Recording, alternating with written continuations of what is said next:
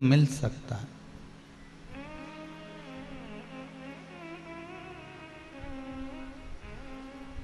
उसको पाने का एक तरीका,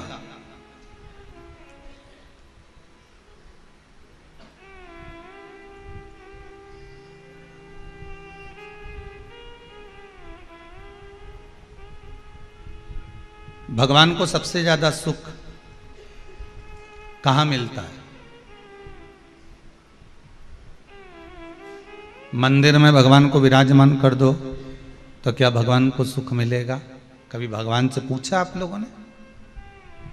जितने श्रोता भाई बहन शिव महापुराण की कथा को सुन रहे हैं, कभी एक आध बार भगवान से जाकर जरूर पूछना कि आपको मंदिर में सुख मिलता है?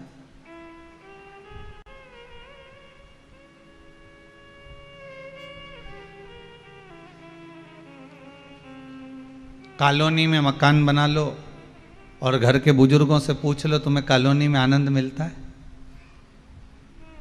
घर के बूढ़े व्यक्ति से पूछना कि एकांत में कॉलोनी, बिल्कुल इंदौर के एकदम आखिरी में, भोपाल के एकदम आखिरी में, सीहोर के एकदम आखिरी में, और वहाँ कॉलोनी में तुम्हारा मकान बन गया, तुम्हारा भवन बन गया और बंगला बनाया तुमने, जोरदार बनाया ने, क्या जोरदार रूम है, कमरा ममरा सब बनाया, 4 6 8 कमरा ने, हॉल ने, रसोई घर ने, छज्जा ने, सब जोरदार, गार्डन वार्डन।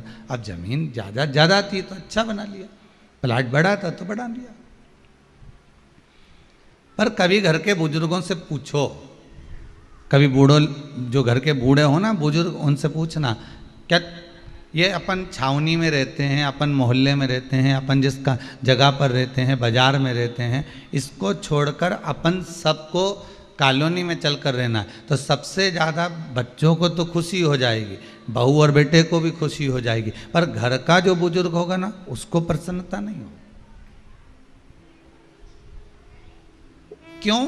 क्योंकि उसको घर बड़ा नहीं चाहिए, उसको बंगला बड़ा नहीं चाहिए, उसको तो ये जो आस पड़ोस में रहते हैं, नातेदार, रिश्तेदार, कुटुंब, कबीला, मेरा अपने लोग जो रहते हैं, इनका मन बड़ा चाहिए।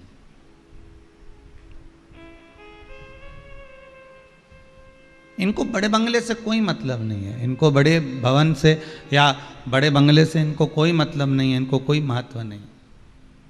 इनको अगर महत्व है तो केवल जो घर के आसपास में जो लोग रह रहे हैं, घर के नज़दीक में जो निवास कर रहे हैं, बस उनसे मतलब। इनकी प्रथमता, इनका आनंद बस वहीं कि 4 लोग आ जाएं, बातचीत हो जाए और मैं आराम से सबसे मिल लूँ, हॉस्पिटल भी पास में हो और मालूम पड़े कहीं कोई दवाई केंद्र हो, कोई भोजन केंद्र हो तो सब नज़दीक में होगा तो मैं दौड़ दौड़ के चली जाऊंगी, अकेली भी रह लूँगी, फिर कोई दिक्कत नहीं।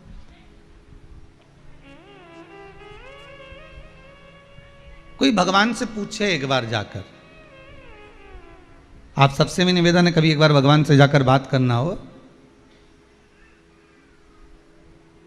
कि भगवान से पूछना, भगवान आपको मंदिर ज्यादा पसंद है कि मनुष्य का मन ज्यादा पसंद है? भगवान क्या जवाब देंगे? बोलो, जम के बोलो जरा, जितने आस्था पर कथा सुन रहे हो, भगवान क्या जवाब देंगे? भगवान से पूछा जाए कि तुम्हें मंदिर ज्यादा प्रिय है कि मनुष्य का मन, हृदय ज्यादा प्रिय है? पसंद क्या है तुम्हें रहने के लिए? तो भगवान कहेंगे, अगर मुझसे पूछते हो तो मुझे तो मनुष्य का मन पसंद आता है कि जिसके भीतर मैं बैठ जाऊं। तो भगवान से पूछा कि तुम्हें मनुष्य का मन क्यों पसंद आता है? तो भोलेनाथ जी बोले, मंदिर में मनुष्य की चलती है और मन में मेरी चलती है, मन में मेरी चलती है। मंदिर में आप जैसा कहोगे ना, जरा ये दीवार पे एक फोटो टांग देना, जरा इधर से पोछा लगाते हुए आना, इधर पानी रख देना, इधर से बाल्टी रख देना, पंडित जी सुन रहे हो जी, यहाँ से उठाकर उधर रख देना, और वो काम वाला आए तो उसको कहना कि इधर से झाड़ू लगाते उधर चले जाए। वहां मनुष्य की चल रही है, वहां ट्रस्टियों की चल रही है, वहां दूसरे की चल रही है। भगवान कहते हैं मुझे मंदिर नहीं, मुझे मन चाहिए, मन मेरी पसंद का होना चाहिए, क्योंकि उस मन में मनुष्य की नहीं चलती है, मन में कभी मनुष्य की नहीं चलती, मनुष्य की मन में चल ही नहीं सकती, मन में तो उसकी चलती है जैसा वो चलाएगा। भोजन कराना है तो उसकी मर्जी, नहीं कराना है तो उसकी मर्जी, कथा सुनाना है ये उसकी मर्जी। मान लो तुम कथा के सामने टीवी खोल के बैठ भी गए, तुमने रिमोट उठा भी लिया, तुम टीवी में बैठ भी गए और तुम्हारा मन नहीं लगा तो, क्योंकि भगवान की मर्जी, और लगा दिया कहीं नाटक में लगे तो मान पड़े मोबाइल में देख लिया, तो ये मन परमात्मा चला रहा हो, मंदिर मनुष्य चला रहा हो।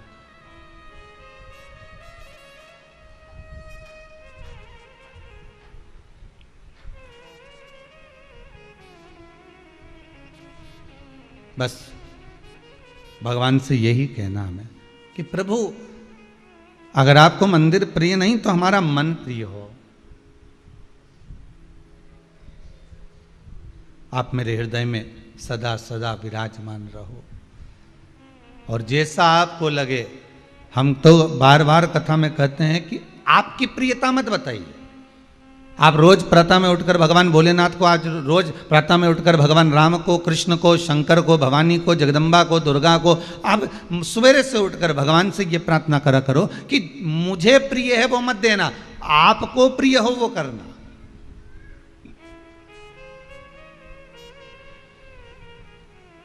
क्योंकि हम बच्चे हैं, अगर बच्चों, और एक बच्चे को आप ले गए टॉफी की दुकान पर, एक बच्चे को ले गए किराने की दुकान पर, और दुकान वाले ने कहा आज मैं बड़ा प्रसन्न हूं, मैं बड़ा प्रसन्न, आज ये बर्नियां रखी हैं टॉफी की, तुम्हारे साथ में जो छोटा बच्चा आया उससे निवेदन है कि इसमें से टॉफी निकाले। छोटा बच्चा कितनी टॉफी निकालेगा? छोटा बच्चा कितनी टॉफी निकालेगा? जितनी उसके छोटे छोटे से हाथ में जितनी आएगी उतनी उठा लेगा। और अगर बड़ा कहीं का व्यक्ति होता तो वो इतनी सी टॉफी उठाता? कोई कह दे कि किराना की दुकान में से, ये दुकान में से आप सामान उठा लीजिए, तो वो सबसे पहले तो टॉफी तो उठाता ही नहीं।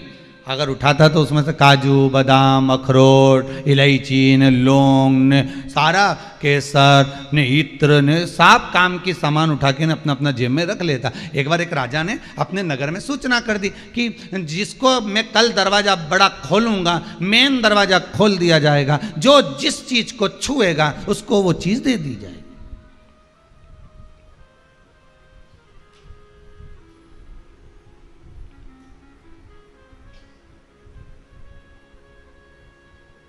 कल मैं बड़ा दरवाजा खोलूंगा, जिसको जो अच्छा लगे उसको छू लेना, स्पर्श कर देना, उसको वो मिल जाएगा। अब राजा ने दूसरे दिन दरवाजा खुलवाया, सब दौड़ दौड़ कर गए। किसी ने राजा का हाथी, किसी ने घोड़ा, किसी ने माला, किसी ने कंठी, किसी ने सोना, किसी ने चांदी, किसी ने हीरा, किसी ने बीठी, किसी ने अंगूठी, किसी ने कड़ला, किसी ने महल, किसी ने सिंहासन, जिसको जो पसंद आया सबको स्पर्श कर दिया। राजा ने सबको सब कुछ देने की तैयारी कर ली। एक 14 वर्ष की लड़की, 14 वर्ष की बच्ची राजा के पास जाकर खड़ी हो गई और राजा का हाथ पकड़ लिया उसने। राजा का हाथ पकड़ा तो राजा कहता है तुम मेरा हाथ पकड़ के यहाँ क्यों खड़ी हो बेटा? एक काम करो, इतना सारा सामान है, तुम भी कुछ छीलो, तुम भी कुछ स्पर्श कर लो, जिससे तुम स्पर्श करोगी तो तुम्हें वो वस्तु मिल जाएगी, तुम्हारा बुढ़ापा आराम से निकल जाएगा, तुम्हारी जिंदगी आराम से निकल जाएगी, तुम वस्तु को छुओ। तुम मुझे स्पर्श क्यों करी हो? तुम मेरा हाथ क्यों पकड़ी हो? तुम जाओ और वस्तु का स्पर्श करिए, जाओ और वस्तु को छुओ। वो 14 साल की बच्ची ने राजा से कहा महाराज, अगर हाथी को छूंगी या सोने की माला को पकड़ूंगी या हाथ के कड़े को पकड़ूंगी या पाँव की पायल को पकड़ूंगी या हीरे के मुकुट को पकड़ूंगी तो ये हीरे का मुकुट तो 2, 4, 8 साल में, 10 साल में, 20 साल में, 25 साल में, 15 साल में बेच बेच कर खा जाऊंगी। पर आपका हाथ इसलिए पकड़ रखा है, जब राजा ही मेरा हो जाएगा तो ये वस्तुएं तो खुद मेरी हो जाएगी। संसार का हर व्यक्ति वस्तु पकड़ने का प्रयास कर रहा है, संसार का हर व्यक्ति वस्तु छूने का प्रयास कर रहा है। हे भगवान, मुझे इतना बड़ा प्लाट है उसमें मकान बना दो, हे भगवान मुझे कहीं से मकान दिला दो, हे भगवान बहू को छोरा हो जाए, हे भगवान ऐसा हो जाए, हे भगवान वैसा। भगवान से हम जो मांग रहे हैं केवल हम वस्तुओं को छू रहे हैं, पर हमने भगवान से ये नहीं कहा। भगवान बोले बाबा बहुत दिन हो गए तुम मेरा घर का रास्ता भूल गए हो, चलो आज कुबेर भंडारी एक कुबेरेश्वर महादेव बहुत दिनों से तुम यहाँ रह रहे हो, एक काम करो ना अब हमारे घर चलिए, हमारे पास चलिए, चलो अपन अपने घर चलते हैं, थोड़ा दिन अब हमारे यहाँ पर निवास करना, चलो हमारे साथ। कभी हमने शंकर से कहा, कभी हमने राम से कहा कि बहुत दिन से अयोध्या में रह लिए। ओरछा की रानी, ओरछा में निवास करने वाली वो रानी भगवान राम के मंदिर पर अयोध्या में जाती है और अयोध्या में जाकर कहती है मुझे राम को लेकर जाना। अब राम को लेकर जाना है तो राम कहाँ मिलेंगे?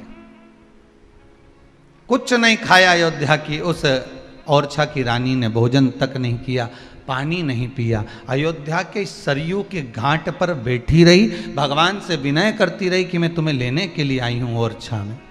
भगवान प्रकट हो गए, क्या चाहती हो रानी? रानी कहती है तुम्हें अयोध्या से छोड़कर ओरछा चलना है। ओरछा हम क्यों जाएं? हम यहाँ के राजा हैं। रानी कहती चिंता मत करो, वहां के भी राजा बना देंगे आपको, आप तो चलो।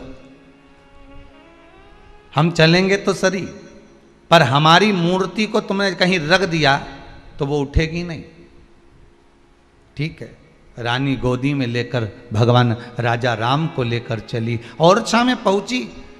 नगर में खूब आतिशबाजी हुई, खूब नगर में डोंडी बंधी, खूब उत्साह हुआ कि आज रानी भगवान राम को लेकर आ गई, आज अवध का राजा, आज ओरछा का राजा बन रहा है।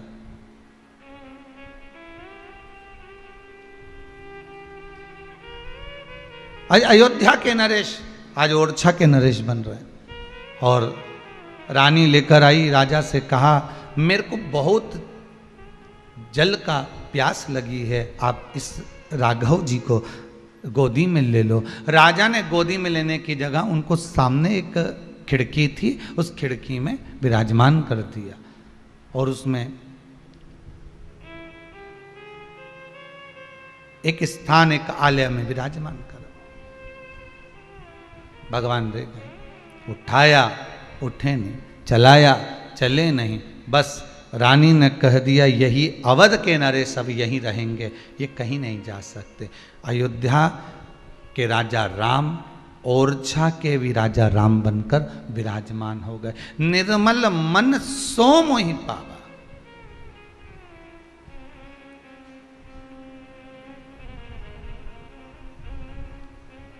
शिव अकेले नहीं आते हैं, आपके मन में अगर भगवान बैठा है तो अकेला नहीं बैठा है। आप कभी भगवान से जाकर निवेदन तो करो एक आध बार, आप कभी भगवान से जाकर प्रार्थना तो करो कि बहुत दिन हो गए उज्जैनी रहते रहते, बहुत दिन हो गए काशी रहते रहते, बहुत दिन। चलो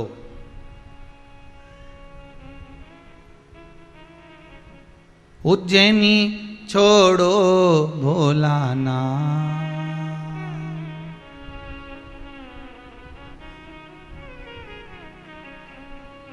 उज्जैनी छोड़ो भोलानाथ, मने थारी याद सतावे है, ओ काशी का भोलानाथ, मने थारी याद सतावे है, ओ काशी के भोलेनाथ। भाव से गाइए। थारी याद सतावे, ओ काशी के भोलेनाथ, मने थारी याद सतावे है, ओ काशी के भोलेनाथ, मने थारी याद सतावे। हिच क्या ना रोक रोके भोलेनाथ, हिचकिया ना रोके भोलेनाथ, हिचकिया ना रोके भोलेनाथ, हिचकिया ना रोके भोलेनाथ। मने थारी याद सतावे है, ओ काशी के भोलेनाथ, मने थारी याद। भाव से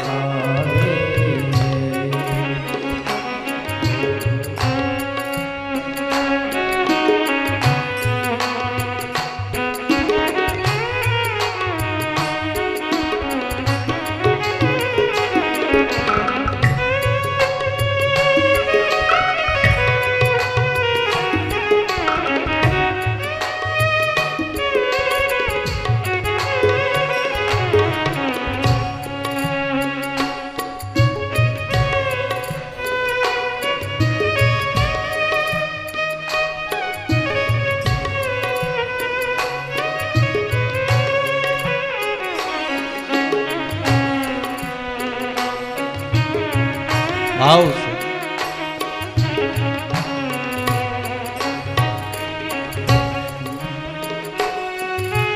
बाकी सी लटक गई, नैनों में अटक गई, कब तुम दर्श दिखाओगा। बाकी सी लटक गई, नैनों में अटक गई, कब तुम दर्श दिखाओगा। बाकी सी लटक गई, नैनों में अटक गई, कब तुम दर्श दिखाओगा। बाकी सी लटक गई, नैनों में अटक गई, कब तुम दर्श दिखाओगा। हिचकिया ना रोके भोलेनाथ, हिचकिया ना रुके भोलेनाथ, मने थारी याद सतावे है, ओ काशी के भोलेनाथ, मने थारी याद सतावे है। उज्जैनी छोड़ो भोलानाथ, उज्जैनी छोड़ो भोलानाथ, तुम काशी छोड़ो भोलानाथ, तुम काशी छोड़ो भोलानाथ, मने थारी याद सतावे है, ओ काशी के भोलेनाथ, मने थारी याद सतावे है।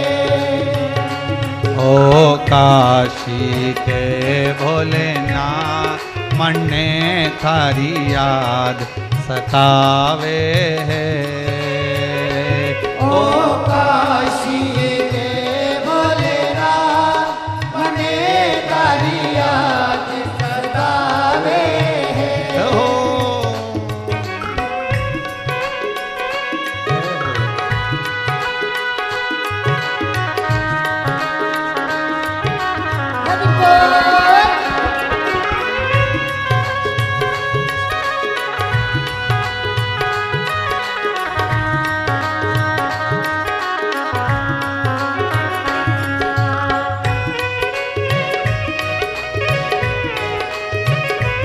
बोले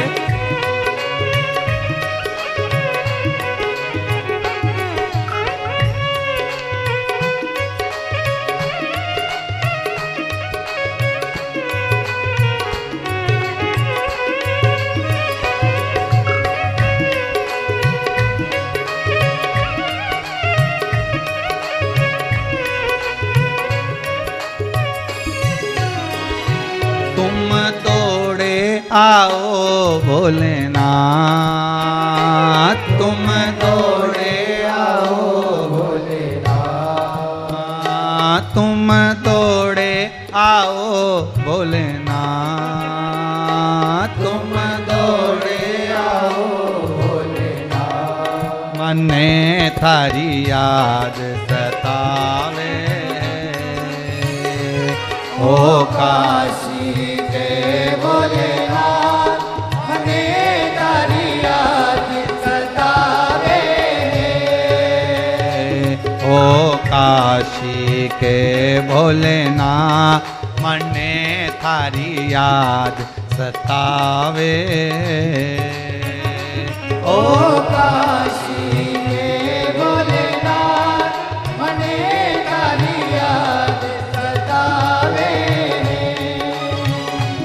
उज्जैनी छोड़ो भोलानाथ, उज्जैनी छोड़ो भोलानाथ, तुम काशी छोड़ो भोलानाथ, तुम काशी छोड़ो भोलानाथ, मरने थारी याद सतावे।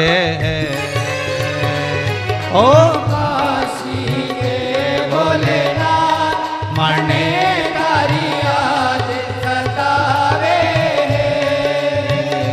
ओ काशी हे भोलेनाथ, मरने थारी याद सतावे। ओ काशी के भोलेनाथ, मने तारी याद सतावे। भगवान से प्रार्थना कभी कर लिया करो दिल से कि बाबा अब बहुत दिन हो गए तुम आए नहीं, मंदिर से भी आप हमारे घर पर चलोगे तो ज़्यादा सुख मिलेगा। इस हृदय में, इस मन में, इस चित्तवृत्ति में, इस आत्मा में परमात्मा बैठेगा, तब जाकर थोड़ा सुख का अनुभव होगा, थोड़ा सुख का आनंद होगा। आत्मा परमात्मा इसलिए कही जाती है कि आत्मा के भीतर परमात्मा बैठ जाए, और जब परमात्मा हमारे भीतर बैठ जाएगा तो फिर कहीं जाने की जरूरत ही नहीं पड़ेगी। इस मन को ही मंदिर बना लो जिसमें भगवान जाकर विराजमान हो जाए। स्वयं बनाइए इसको।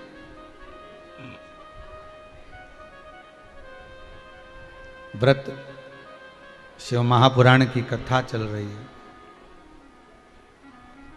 और व्रत शिव महापुराण की कथा का सबसे बड़ा महत्व अगर आप समझेंगे तो यही समझेंगे कि उपवास करा आपने, पर उस उपवास में, उस व्रत में आप शरीर को कष्ट दे रहे हो।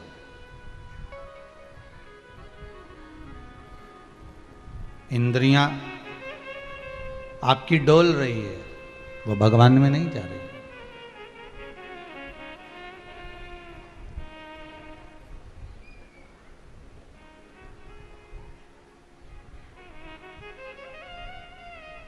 कल कोई माता जी कह रही थी कि गुरुदेव, हमने गुरु जी से मंत्र लिया था।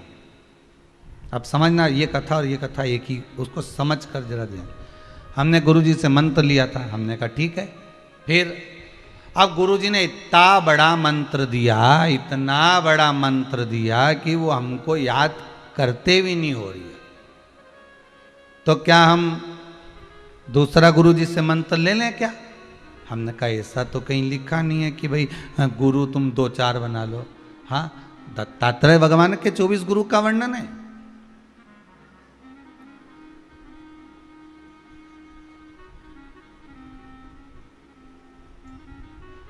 वो चलेगा, पर यहाँ दूसरा गुरु बनाओ ये हम नहीं कर सकते। नहीं, हमने तो एक महाराज जी से पूछा था, उन्होंने कह दिया था कि पीपल का पत्ता पे वो गुरु जी का नाम लिख लो, उसके पानी में छोड़ दो, गुरु मंत्र गया। हमने कहा ऐसा कैसे गया भाई? ऐसे तो तुम गुरु जी को उठा के पानी में छोड़ दो, गुरु जी गया। ऐसे कहने से तुम्हें किसने अकल दी है, बुद्धि, कि पीपल का पत्ता पे न गुरु जी का मंत्र लिख लो, ने नाम लिख लो, ने वो के पानी में, बहता पानी में छोड़ दो, ने मंत्र गया, तो समझ लो बस दूसरा गुरु जी का मंत्र ले लो। हमने कहा इतना बड़ा मंत्र है, ठीक है, जो गुरु ने दिया गुरु जी के पास जाओ और उनसे निवेदन करो कि हमको छोटा मंत्र दे दो, गुरु जी छोटा दे दे। बहुत सहज भाषा में समझिएगा इस व्रत शिव महापुराण कथा को कि व्रत बहुत बड़ा है, बहुत बड़ा व्रत है, तो उसको छोटा करने का भी तो तरीका शास्त्रों में कहा गया है। गुरुजी, हरतालिका तीज का व्रत इतना भारी होता है, करवा चौथ का व्रत इतना भारी होता है, तीज का व्रत इतना भारी होता है कि हम कुछ भी नहीं खाते, यहां तक कि मुख में जल भी आता है ना तो उसको भी हम निगल नहीं सकते।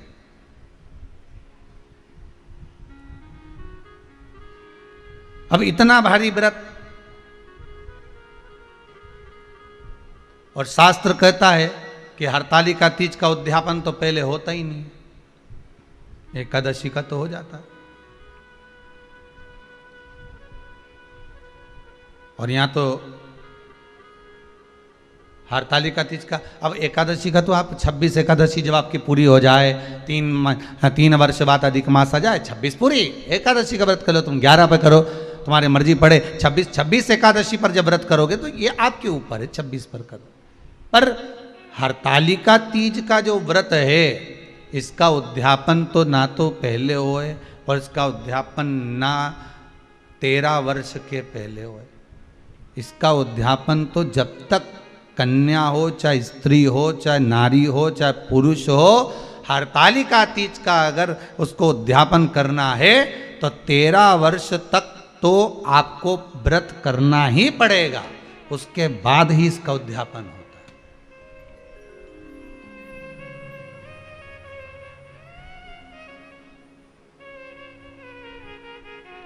नहीं तो कहीं कहीं की माताएं तो बड़ी होशियार सोच के बैठी थी कि अब की साल उद्यापन कर, तो 13 वर्ष अगर आपके हो गए व्रत करते करते हरतालिका तीज का। हरतालिका तीज जानते हो ना?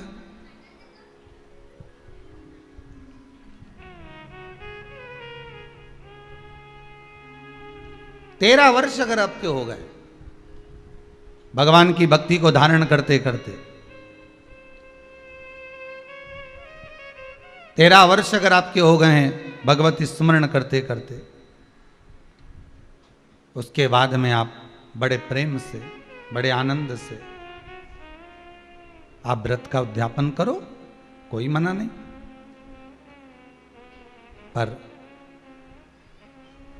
यदि आप उद्यापन कर रहे हो और आपका मन है कि मुझे उद्यापन करना ही है, तो 13 वर्ष तक जिस भाव से आप भगवान का व्रत कर रहे हो, साधना कर रहे हो, स्मरण कर रहे हो, उसी भाव से आप उसको करें।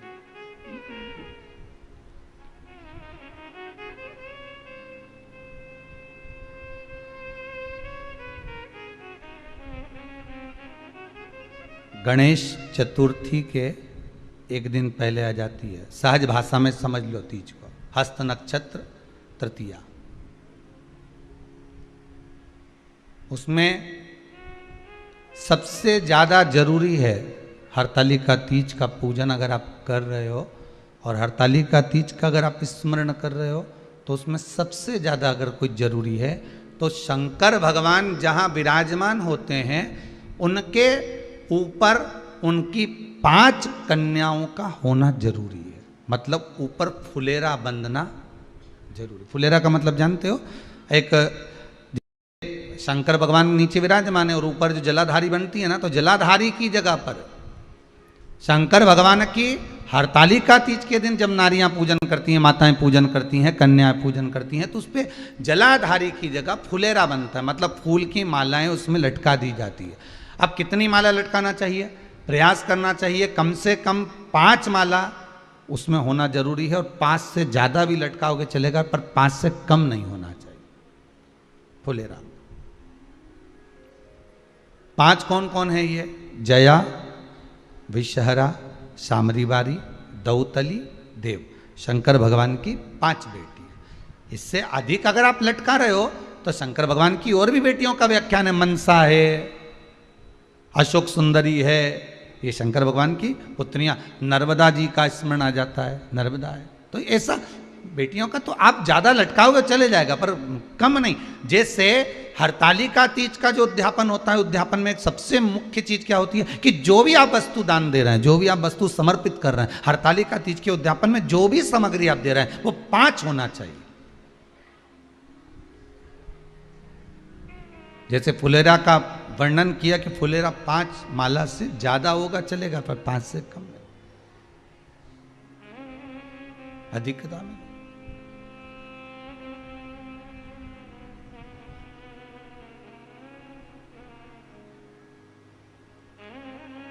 सबसे पहली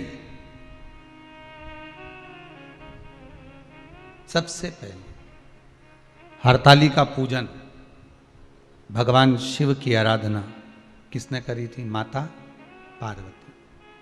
और पार्वती जी ने किससे पूछी थी? पार्वती जी को किसने बताया था कि तुम ये पूजन करना, तुम ये स्मरण करना? हस्त नक्षत्र आए तब आप शंकर भगवान के शिवलिंग का निर्माण करना, पूजन करना, अर्चना करना, ये किसने बताया? किससे पूछा गया?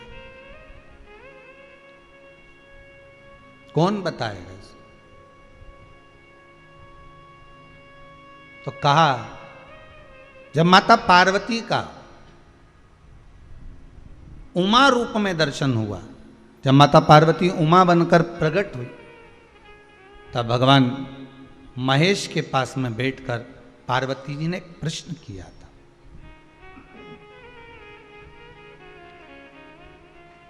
पार्वती जी भगवान शिव से एक प्रश्न कर रही, महेश भगवान से एक प्रश्न कर रहे, भोलेनाथ प्रभु शंभु शंकर, हे दयालु करुणा सागर, कृपा करने वाले त्रिकालदर्शी कैलाशी, हे शिव करुणा करिए और मुझे आप इतना सा बता दीजिए कि मैं जितनी जन्म लूं,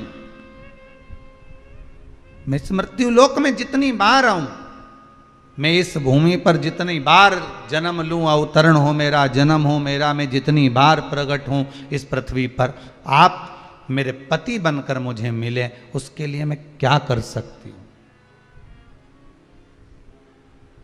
मैं क्या करूं?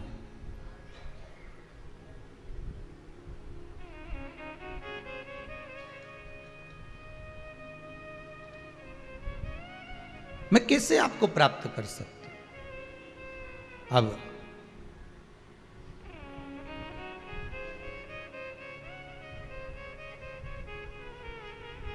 जैसे सबसे पहली करवा चौथ की पूजन किसने करी थी? बोलते जाओ जरा जल्दी। कोई आपसे प्रश्न कर लेगा कि आप हर साल करवा चौथ का पूजन करती हो, चलनी में मुंडा भी देखो है, चलनी में मुख भी देखती हो, दिया भी लगाती हो, करवा भी भरती हो, पूजन भी करते हो। तो सबसे पहली करवा चौथ की पूजन करी किसने थी? तो शास्त्र कहता है सबसे पहली करवा चौथ की पूजन माता द्रौपदी ने करी थी। किसने करवाई थी? तो कहा भगवान कृष्ण ने करवाई थी। क्यों करवाई थी? तो कहा अर्जुन द्रौपदी को छोड़कर नीलगिरी पर्वत पर तप करने चले गए थे।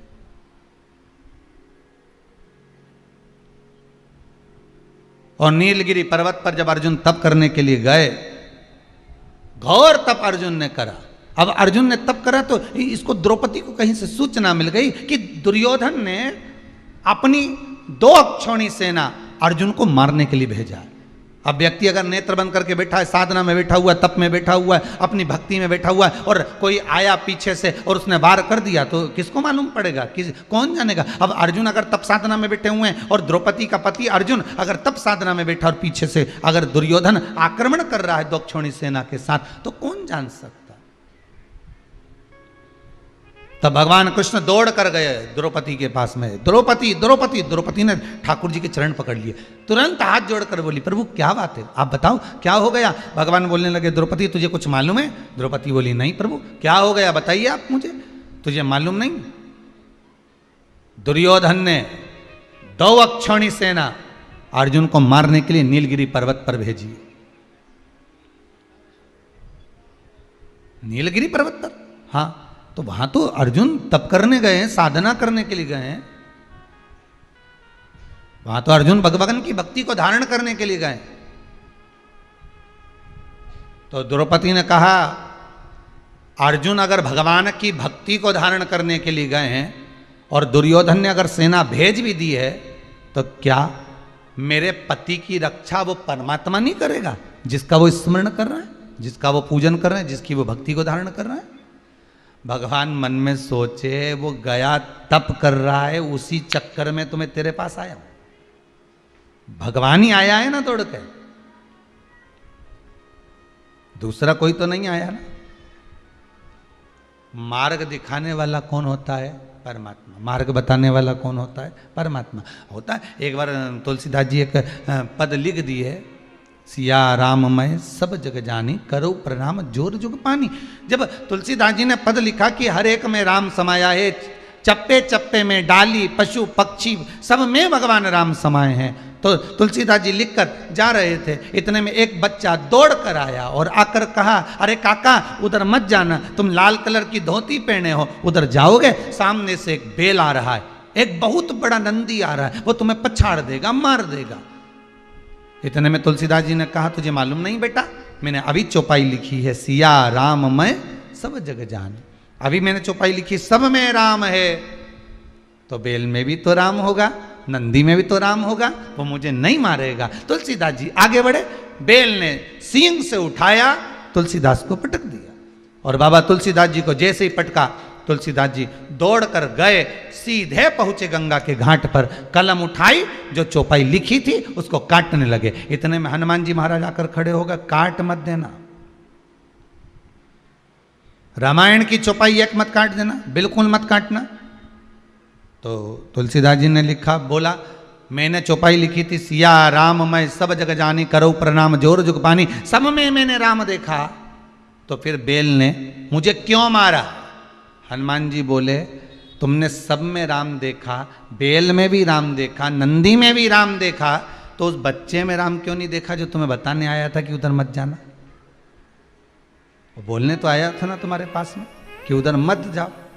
भगवान अपना असली रूप रखकर कभी तुम्हारे सामने नहीं आता।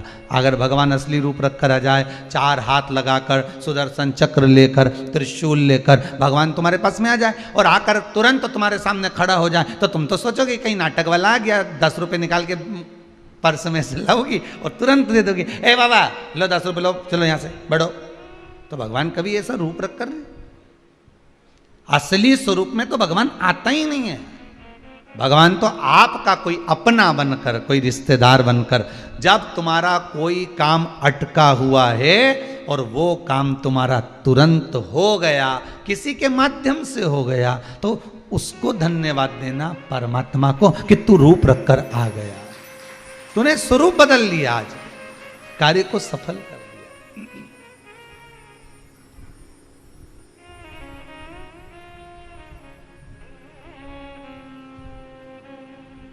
उसको धन्यवाद दे सकते हो आप।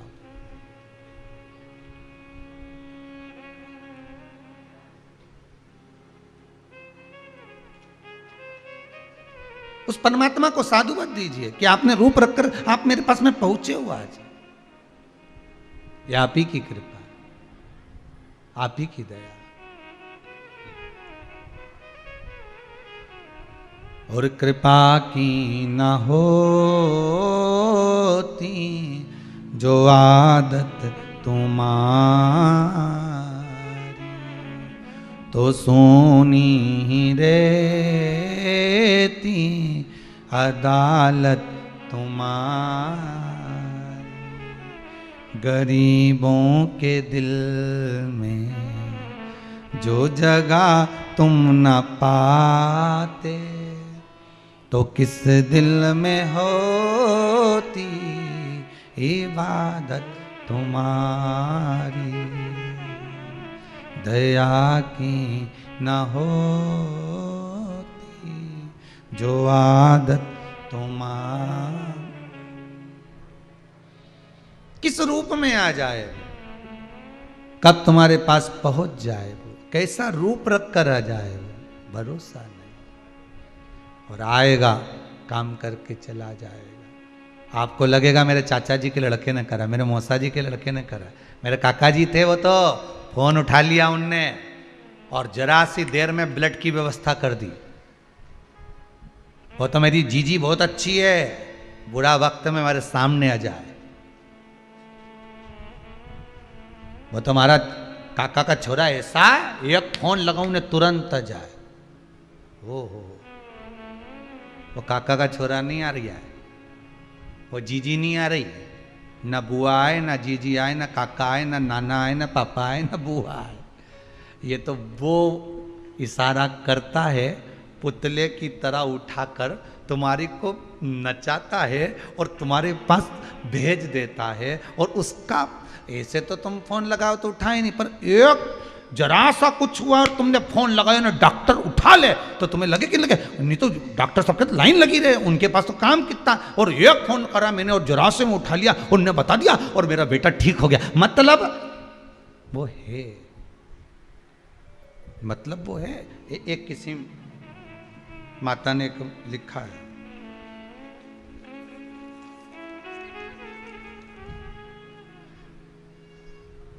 ये शायद दीप्ति जी अग्रवाल हैं, कोई इंदौर से बैठी हैं कहीं, उन्होंने लिखा है मेरे पेट में गठान थी, डॉक्टर ने बोल दिया था गठान आपके पेट में है, इसका ऑपरेशन करना पड़ेगा। बैठी है कहीं तो, अच्छा आप ही हैं क्या? अच्छा अच्छा, इंदौर से आए आप जी। तो पेट में गठान थी, डॉक्टर ने ऑपरेशन का बोला था। मैं जनवरी में आई थी यहाँ और बाबा की कृपा ऐसी रही भोलेनाथ जी की कि बाबा का बताया हुआ एक उपाय शिव महापुराण का, जो भी पूजन आपने बताया वो करा, उससे मेरा ऑपरेशन टल गया और गठान भी छोटी हो गई। बाबा की कृपा, बाबा करुणा करे, बैठिए, बाबा कृपा करे, दया करे, उसकी करुणा करे, इससे बढ़कर दुनिया में कोई सुख नहीं है। वो किस रूप में आता है, किस पल, किस घड़ी, किस क्षण पहुंच जाता।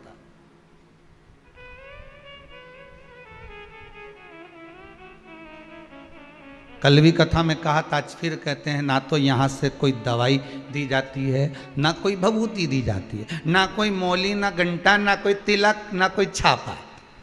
आप कहीं जाओगे तो वहाँ तिलक छापा भी लग जाएगा, न भभूति भी मिल जाएगी, न सब मिल जाएगा, न मौली भी मिल जाएगी, न बांधता फिरो नहीं, ये यहाँ कुछ नहीं। यहाँ तो बस भगवान का आप कथा सुन रहे हो, टीवी के माध्यम से कथा सुनो, आस्था चैनल के माध्यम से कथा सुनो, घर बैठ कर सुनो, बस इतना याद रखना, आहूं में असर होगा,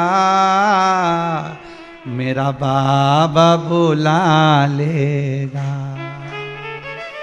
तुम रूठे रहो भोले, हम तुम्हें मना लेंगे। आहूं में असर होगा, घर बैठे बुला लेंगे। तुम कहते हो भोले हमें काशी प्यारी है, जितने आस्था पर कथा सुन रहे प्रेम से बोलो, तुम कहते हो भोले हमें काशी प्यारी है, एक बार तो आ जाओ, काशी भी बना देंगे, एक बार तो आ जाओ, काशी भी बना देंगे। तुम रूठे रहो भोले, हम तुम्हें मना लेंगे।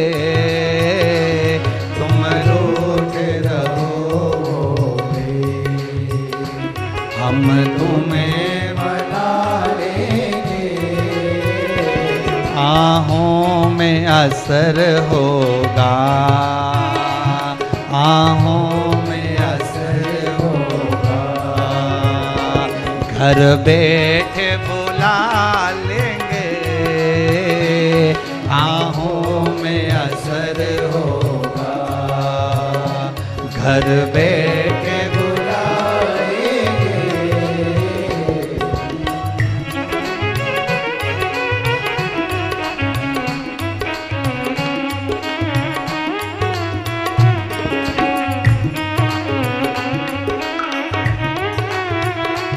जय हो।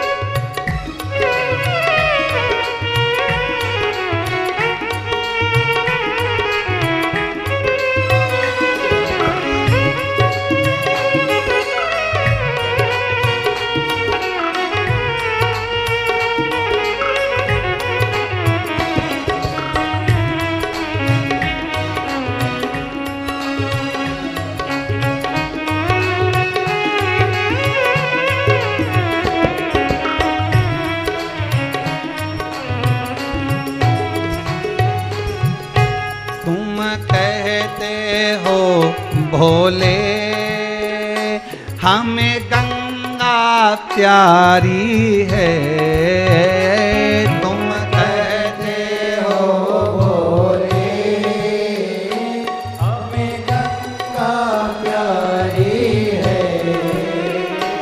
एक बार तो आ जाओ, एक बार तो आ जाओ, एक बार तो आ जाओ, एक बार तो आ जाओ। गंगा भी बुला लेंगे, एक बार तो आ शंकर हे दयालु हे करुणा सागर हे त्रिकालदर्शी भी बुला लेंगे। तुम रूठे रहो भोले, हम तुम्हें मना लेंगे, तुम रूठे रहो भोले हम तुम्हें मना लेंगे। आहों में असर होगा, घर बैठे बुला लेंगे, आहों में असर होगा, घर बैठे बुला लेंगे। तुम रूठे रहो भोले, तुम रूठे अगर भाव शुद्ध है, निर्मल आपकी भक्ति है, और भाव अगर आपका शुद्ध है, निर्मल भक्ति है आपकी, तो भगवान आ जाएगा। आपको ना तो कोई डोरा बांधना पड़ेगा, ना आपको कोई भभूति खाना है, ना आपको कहीं जाना है। आप तो दिल से उसको पुकार लो, वो तुम्हारे पास दौड़ कर आ जाएगा, पर रूप बदल कर आएगा। तुम्हारा काका जी बन के, ने नाना जी बन के, ने बुआ जी ने फूफा जी बन के, ने चाचा जी ने पापा जी सब बन के आएगा, रूप रख कर आएगा। तुम्हें लगेगा कि ये हमारा काका जी ने बहुत बड़ा काका जी है। तुम्हें लगेगा हमारा मामा जी ने मामा जी फोन नहीं उठाया, उठवाया उसने।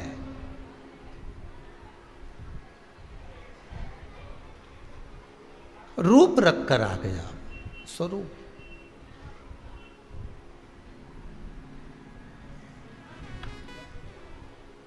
द्रौपदी को अगर व्रत करवा रहे हैं तो कौन करवा रहा है? भगवान कृष्ण। द्रौपदी कह रही है मेरा पति तप करने गया है, साधना करने गया है, और अगर मेरे पति अगर तप साधना करने गए हैं तो उसकी रक्षा भी तो भगवान को ही करना चाहिए। मान लो अगर तप साधना करने गए हैं तो रक्षा भी तो मेरा भगवान ही करेगा। तो भगवान कृष्ण मन में सोचे मैं ही तो खड़ा हूं, मैं स्वयं तो खड़ा हूं।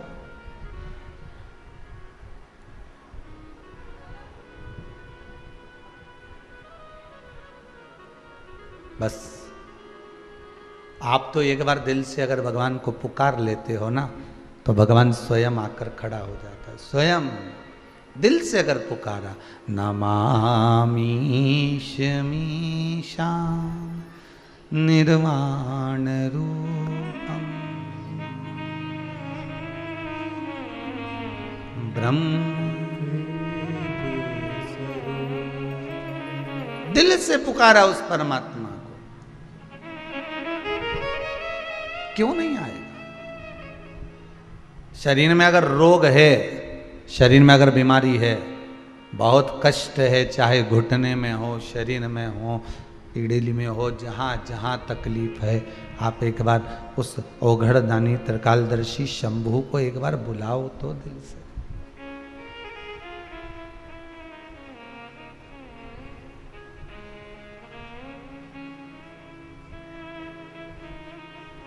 उसको आप बोलो, मेरे राम को, मेरे कृष्ण को, मेरे शिव को एक बार दिल से पुकारो तो। हरतालिका तीज का पूजन करो और मन में सोचो कि बताओ इतना बड़ा व्रत 13 साल तक करना है, उसके बाद उद्यापन करना है। उद्यापन करने के बाद क्या कर सकते हैं? तो कि व्रत तो बड़ा है, पर उद्यापन करने के बाद एक काम कर सकते हो कि फिर आप कुछ थोड़ा बहुत जो भी चाय वगैरह है, दूध प्रसाद है, कोई फल फ्रूट है, नहीं बनता शरीर से, कर सकते हो, ले सकते हो।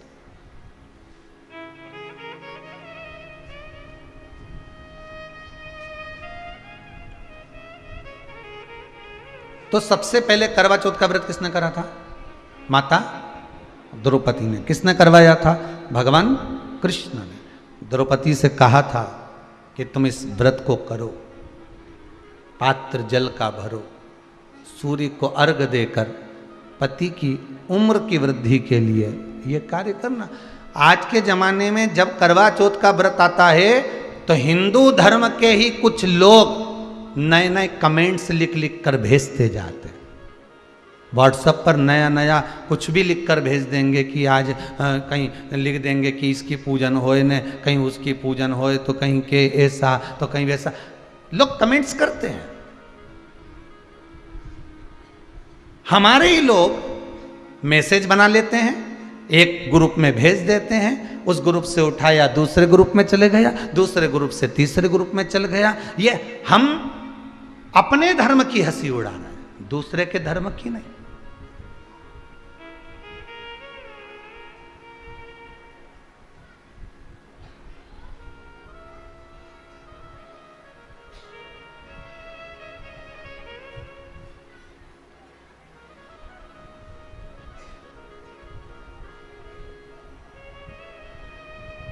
आज एक देश ने दूसरे देश पर आक्रमण करा, आपने अखबार में पढ़ा होगा, टीवी में देखा होगा, और वहाँ वो तालिबान आदि विराजमान हो गया।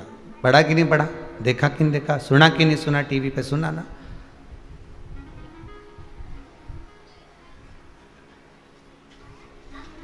कारण क्या था कि जितने उस में निवास करने वाले थे उस देश में, उनका आपस में प्रबलता बल नहीं था। भारत की भूमि पर निवास है आपका, सभ्यता और संस्कृति की जननी है भारत माता।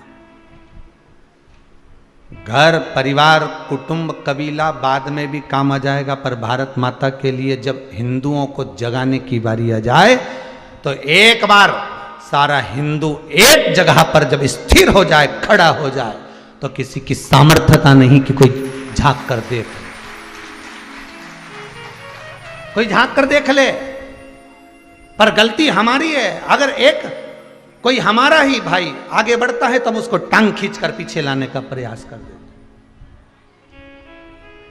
धर्म को जब जोड़ने की बारी आती है तो हम उसको तोड़ने का प्रयास कर देते, और हम सोचते हैं कि हम सबसे बड़े, हम सबसे प्रबल, हम ये नहीं नहीं नहीं, हम तोड़ रहे हैं, जोड़ नहीं रहे।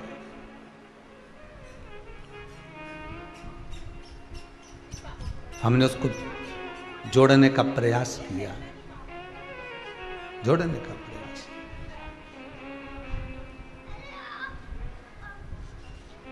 धर्म की जय हो, अधर्म का नाश। प्राणियों में विश्व का, ये जितनी चीज तुमने यहां बोली, इतनी चीज किसी दूसरे देश ने आज तक बोली? जम के बोलो।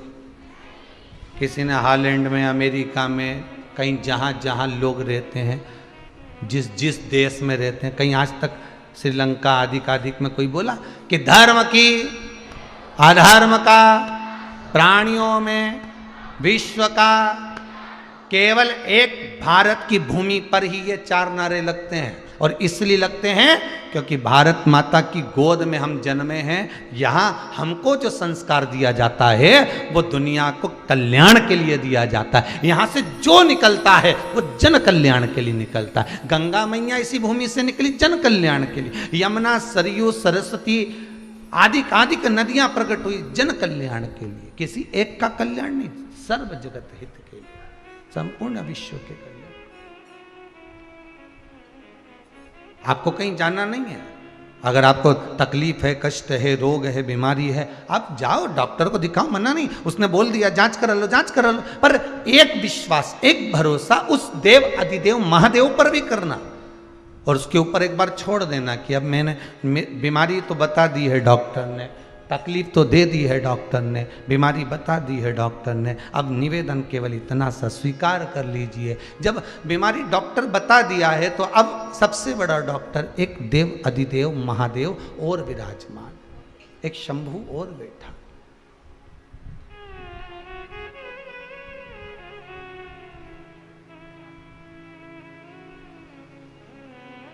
और माना भगवान से अपना दोष भी कहना कि माना हम दोषी हैं, कि माना के मैं पतित बहुत हूँ।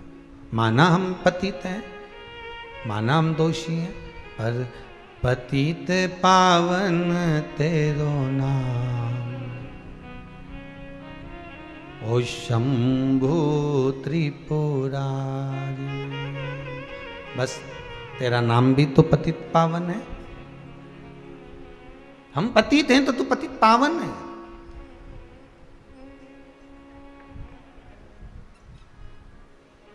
द्रौपदी ने भगवान कृष्ण से कहा, अगर मेरे लिए आप कह रहे हो, आप बोल रहे हो कि मेरा अर्जुन, मेरा पति मत तप साधना करने के लिए गया है,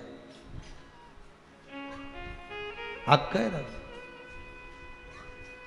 कि तप साधना के लिए गया हुआ है। और दुर्योधन ने अगर सेना भेज दी है तो उसमें मैं एक बात तो कहूंगी कि जिसका तप कर रहे हो, जिसकी साधना कर रहे हो, वो बचाएगा कि नहीं बचाएगा? वो बचाएगा कि नहीं बचाएगा?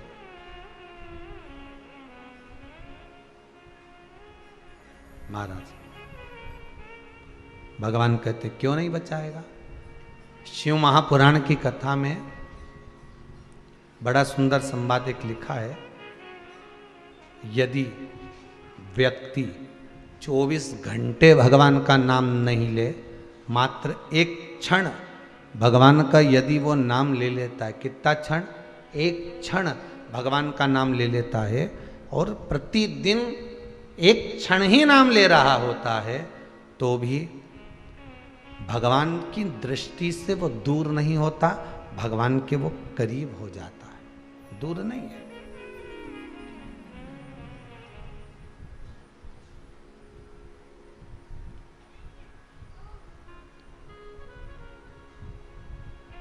थोड़ा सा पानी लेकर जाइएगा और सरल भाषा में समझिए, थोड़ा सा जल लेकर जाइएगा।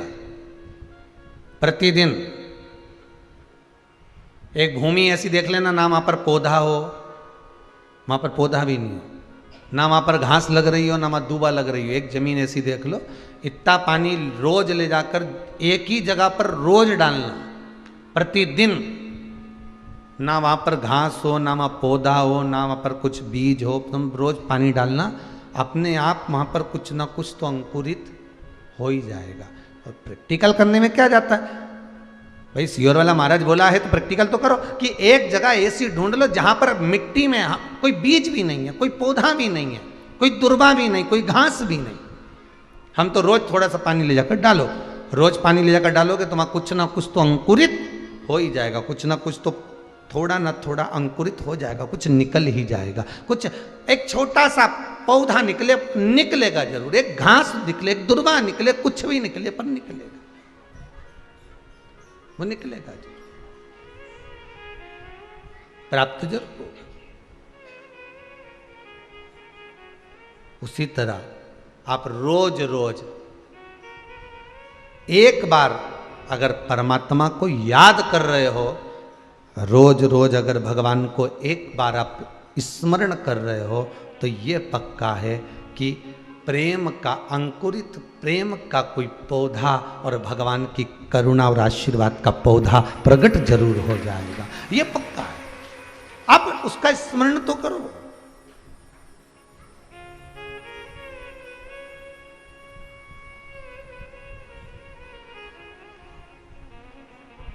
आप उसका स्मरण ही नहीं कर रहे हो तो वो कहां से प्रकट होगा? आप तो जादू के चक्कर में पड़े हो कि कहीं मेरे को ऊपर ऐसा हो जाए और तुरंत मेरा काम। नहीं नहीं नहीं, उसका नित्य प्रतिदिन भगवान का